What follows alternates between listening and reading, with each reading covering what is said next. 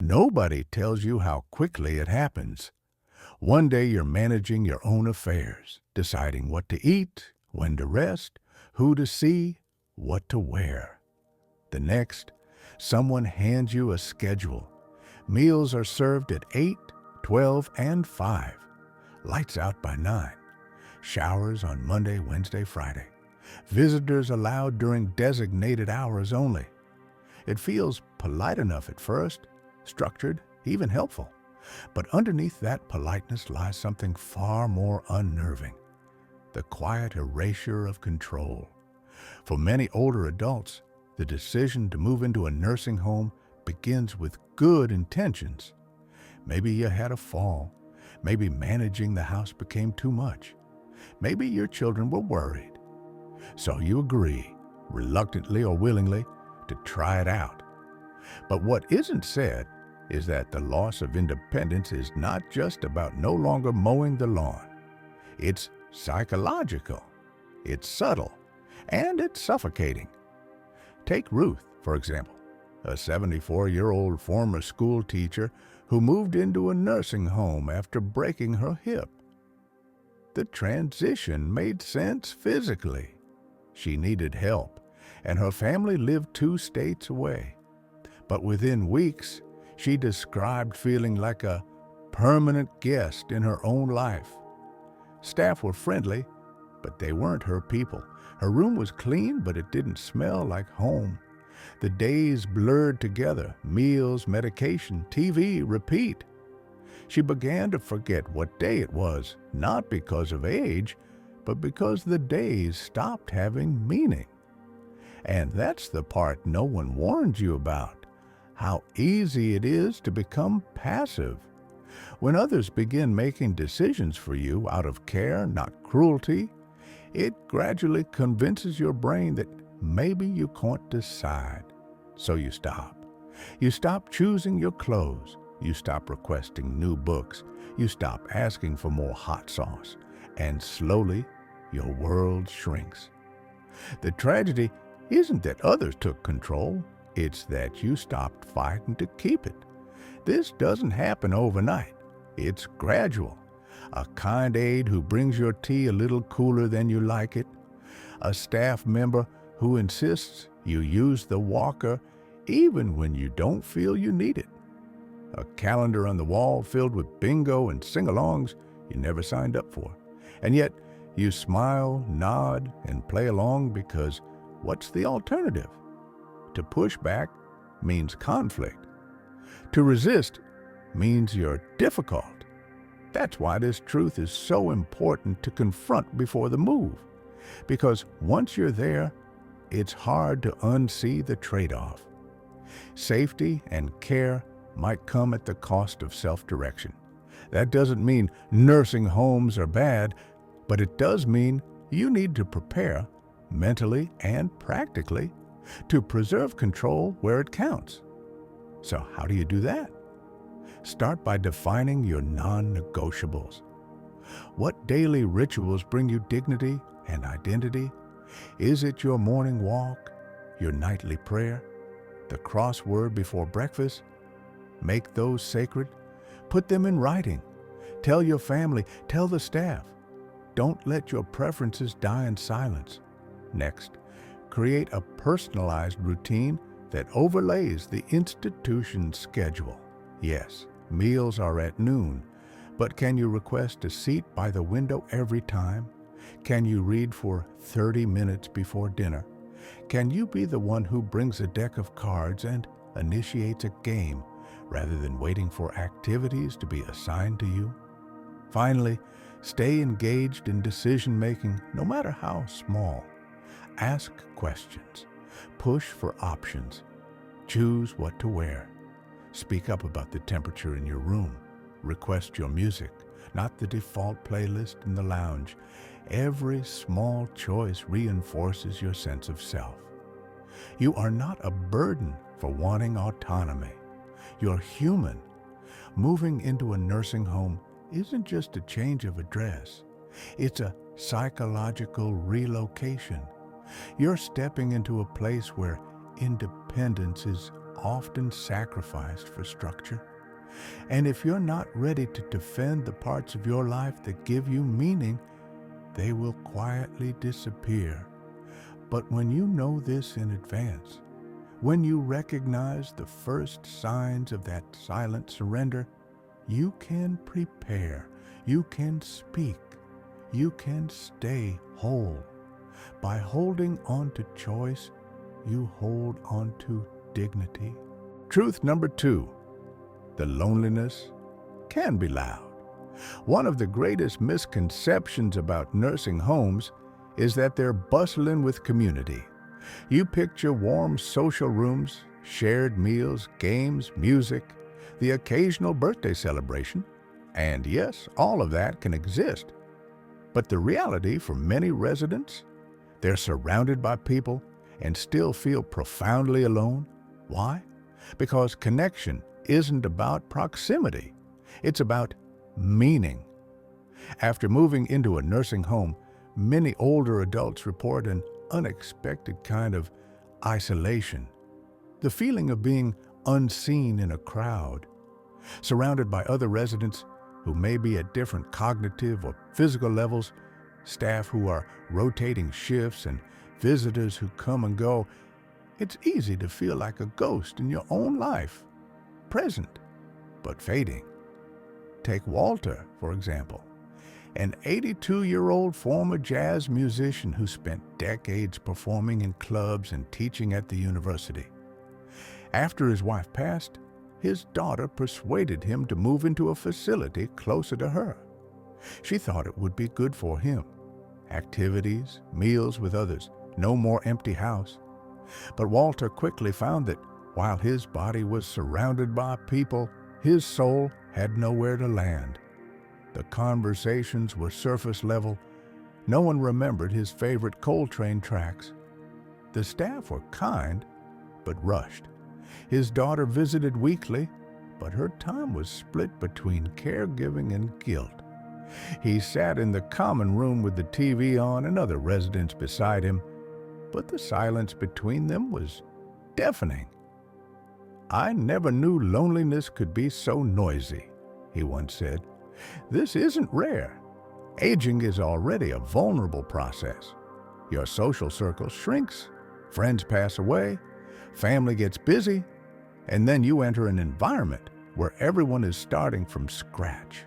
No shared history, no common ground. It's like being transferred to a new school at age 80 with no orientation and no friends. And yet, the deeper tragedy is that most residents won't say a word. They'll smile, participate, say they're fine, but inside, they ache. They ache to be remembered, to be asked real questions, to be missed, to feel like they still matter. Loneliness isn't just an emotional issue, it's a health crisis. Studies show that chronic loneliness can increase the risk of heart disease, dementia, depression, and even death. It's not a minor side effect, it's a serious threat to well-being. So, what can be done? If you're considering a move into a nursing home, or have already made it, there are 3 powerful ways to guard against this invisible epidemic. Bring pieces of your past into your present. Fill your room with items that spark conversation, photos, awards, musical instruments, books you love. Give others something to connect with. Don't let your identity be reduced to just your age and medication list. Be intentional about connection. Don't wait for the activity calendar to bring you into someone's life. Knock on someone's door. Ask about their past. Organize a small tea group. Offer to teach a skill, even if it's something as simple as folding origami or organizing photo albums. People are starving for connection, but few are bold enough to go first. Maintain outside relationships. Whether it's phone calls with old friends, FaceTime with grandkids, or a standing Sunday chat with your brother, protect those links fiercely. And if you're helping a loved one in a facility, Never underestimate the power of your presence. Even a 15-minute visit can rekindle a sense of being part of something bigger. Loneliness thrives in silence, but connection grows wherever someone is willing to speak first. The most important truth here is this: you are still someone worth knowing. Your memories, your stories, your humor, your pain, it all still matters. Don't let the walls of a facility convince you that you've become invisible. You haven't. But to stay seen, you have to fight for it. You have to plant seeds of connection even in unfamiliar soil. And with enough time and courage, those seeds grow into companionship. Truth number 3, your health may decline faster than you expect. Here's a difficult but important reality. For many older adults, the very place designed to care for them can, ironically, accelerate their decline. At first glance, this seems backward. Nursing homes have trained staff, regular medication schedules, physical therapy options, and meal plans crafted for seniors. On paper, it's an ideal setup for wellness. But hidden beneath the structure is something far more subtle and dangerous: inactivity.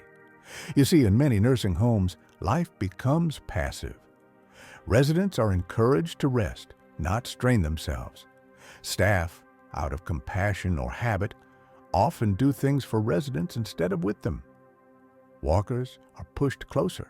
Arms are guided into sleeves. Food is cut up and brought to the mouth. And while this is all meant to help, the result is often a gradual weakening of the very abilities the person still had. This phenomenon is so common, it has a name: deconditioning. When muscles aren't used, they shrink. When balance isn't challenged, it deteriorates. When cognitive tasks are removed, like managing a calendar, doing laundry, or even deciding what to eat, mental sharpness fades, and most residents don't even notice it's happening until it's too late. Consider Evelyn, 79, who moved into a facility after a minor stroke. She could still walk short distances with a cane and had a sharp mind.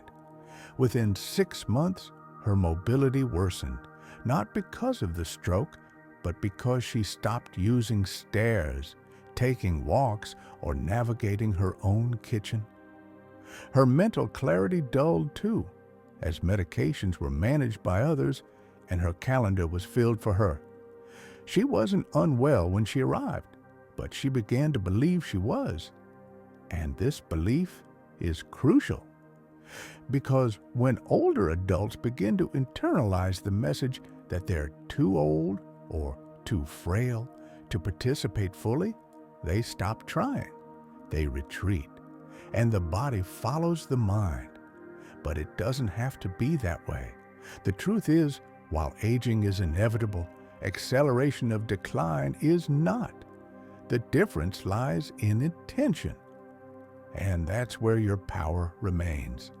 Here are some key ways to preserve and protect your health after moving into a nursing home. Stay physically active every single day. This doesn't mean lifting weights or running laps. It means walking the halls, doing gentle stretches, practicing balance. Ask the staff for access to physical therapy or exercise programs. If none exist, advocate for them. Even simple chair yoga or walking with a friend can maintain muscle strength and prevent falls. Use what you can. Don't surrender it. If you're able to brush your own hair, do it. If you can still help with dressing, insist on it. Ask to make your bed occasionally. These small acts of effort preserve coordination and identity. You're not fragile glass. You're a living, growing human being. Protect cognitive health. Read, journal, play memory games. Teach someone a card trick. Join a book club. Stay mentally curious. Just because life has slowed down doesn't mean your brain has to. The more you use it, the more it serves you. Challenge the decline narrative. Facilities are often risk-averse for good reason. They're liable for falls or accidents. But you have the right to make choices that keep you active. Push for autonomy, push for participation, push for life. And if you're helping a loved one, be alert to signs of this quiet decline. Ask questions like, are they walking as much as before? Are they still making choices? Are they being encouraged to do for themselves or quietly being ushered into dependence? Because here's the bigger picture: a sense of purpose maintains vitality. The moment someone feels they're just existing, not contributing, decline sets in. But when there's a reason to get up, when the day still holds a challenge or a choice, the body responds with strength. Don't wait until your strength is gone to wish you'd used it more. You deserve to thrive, not just be managed. And even within the walls of a nursing home, that is still entirely possible. If you refuse to hand over the keys to your health. Truth number 4, your identity can start to disappear. There's something strange that happens when you enter a nursing home. Not immediately, but gradually. The way people speak to you changes. They call you sweetie or dear more than your name, your job title, your passions, your life story. They start to fade from daily conversation. You're no longer the engineer, the artist, the mother of 4, or the retired firefighter. You're a resident in room 206. It's not malicious, it's not even intentional, but it's devastating. Your identity, built over decades, through hard-earned experiences, painful losses, thrilling victories, is reduced to a chart and a list of medications. New staff cycle in and out. They read your file, but not your face. They know your dietary restrictions, but not your dreams. And in time, you may stop introducing yourself the way you once did, because no one asks anymore. This quiet loss of identity is one of the most under-discussed truths about life in senior facilities. And yet, it affects everything, from confidence to cognition, from social interaction to your very sense of self-worth. Let's look at George. He was a commercial pilot for 35 years, flying international routes and collecting postcards from every country he visited. When he moved into a nursing home after a mild stroke, he brought a shoebox full of memories, photos, badges, and the logbooks he'd kept from every flight. In the first week, he tried showing them to other residents. A few nodded politely. One said, "That's nice, dear," and the box went back under the bed. Soon, George stopped talking about flying altogether, not because he forgot, he remembered every detail, but because no one seemed interested. Over time, he stopped correcting people when they mispronounced his name. He let them call him Georgie. His world didn't just shrink in size, it shrank in meaning. And when a person loses that meaning, the consequences are real. According to geriatric psychologists, a strong sense of identity is directly tied to resilience in aging. Seniors who continue to express their values, share their stories, and assert their preferences experience fewer symptoms of depression, better physical outcomes, and stronger cognitive performance. Why?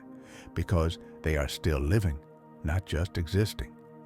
So how do you protect your identity in a place designed to standardize care? Here are 3 powerful strategies. Tell your story, often and proudly. Don't wait to be asked. Share your memories with staff, fellow residents, and especially your family. Write them down. Record them. Make a scrapbook. Display photos in your room that spark questions and conversations. Be the living museum of your life and invite visitors. Reclaim your name and preferences.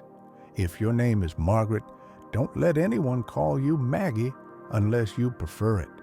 If you love jazz, request it. If you always wore blue on Sundays, keep doing it. These little things may seem small to others, but they are threads in the tapestry of who you are. Stay involved in decision-making, from what you wear to what you eat to how you spend your time. Stay vocal. The moment you stop choosing, you begin dissolving. The world may simplify you, but you don't have to accept that simplification. If you're the child or caregiver of a nursing home resident, help preserve your loved one's identity. Encourage staff to read a one-page life snapshot posted in the room. Include their name, passions, former career, favorite stories. Remind them and others of who they still are. Because here's the unspoken truth. Aging doesn't erase your soul. It reveals it. And if others forget your name, your past, your voice, you must be the one to speak louder. Don't fade into the wallpaper of the facility. You are still vivid, still valuable, still you. Truth number 5. You might regret not speaking up until it's too late. If there's one regret that echoes through the halls of many nursing homes, it's not about moving there. It's about what wasn't said, what wasn't demanded, when there was still time to change things. Many seniors report that their biggest sorrow isn't the meals they don't enjoy, the early bedtime, or the sterile decor. It's the quiet ache of letting things slide, of nodding along instead of asking questions, of saying it's okay when it wasn't. And eventually, the habit of silence becomes permanent. Your voice dims, your preferences vanish, and worst of all, you start believing you don't deserve more. This is the final truth. If you don't speak up in a nursing home, even kindly, even firmly, you risk being absorbed into the system. Because, make no mistake, the system is efficient, but it's not personal. It doesn't remember that you like your eggs soft-boiled or that you prefer a cool room at night.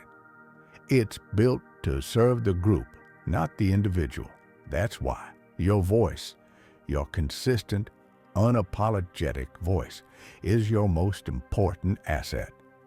There's a story about a woman named Teresa, age 85, who moved into a facility because her children insisted it was safer. She was articulate, polite, and didn't want to be a burden, so she never complained. She accepted whatever meals were served, nodded during the morning checks, and said thank you, as even when aides rushed through her care. Inside, though, she felt a growing emptiness. No one knew that she hated being in a ground floor room. No one asked why she never joined bingo. She actually had hearing loss and couldn't follow the numbers.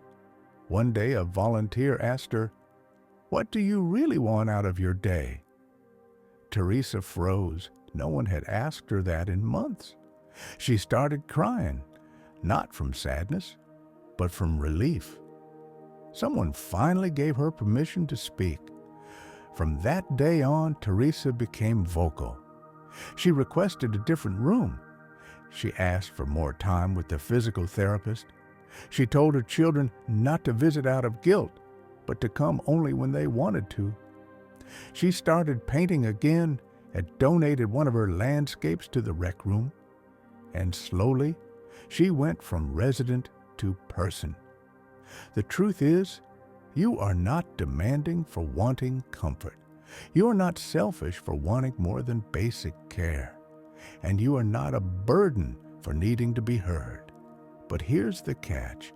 No one can advocate for your dignity better than you. That means speak up when something feels off, even if it's small. Ask questions when decisions are made about your schedule, medication, or rooming situation. Involve family members, ombudsmen, or advocates if you're not being taken seriously. Document your preferences. Write them down. Create a small binder or folder and keep it in your room. My life, my way. If you're helping a loved one, empower them to speak. Don't speak for them unless they ask. Say things like, "Mom, how do you feel about this room?" Or, "Would you like me to ask the nurse?" Or, "Do you want to?" Because the greatest tragedy isn't that nursing homes exist, it's that people enter them and go quiet.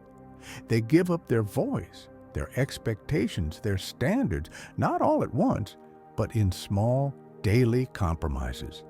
And by the time they realize what they've lost, the spark is hard to reignite. But if you remember this truth and you act on it, you give yourself a gift, the dignity of living your final chapters on your terms. So speak early, often, kindly, firmly, repeatedly. Your comfort, your peace of mind, and your self-respect are worth the effort. If you've made it this far, take a deep breath, because what we've just talked about isn't easy. We've uncovered 5 hard truths about nursing home life. You may lose control of your daily life.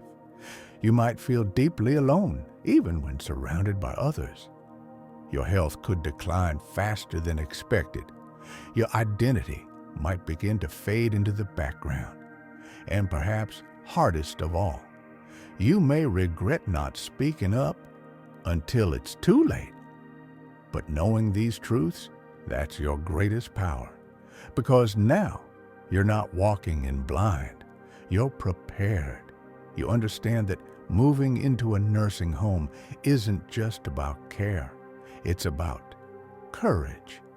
It's about protecting the parts of yourself that make life worth living. Your independence, your voice, your health, your memories, and your human dignity.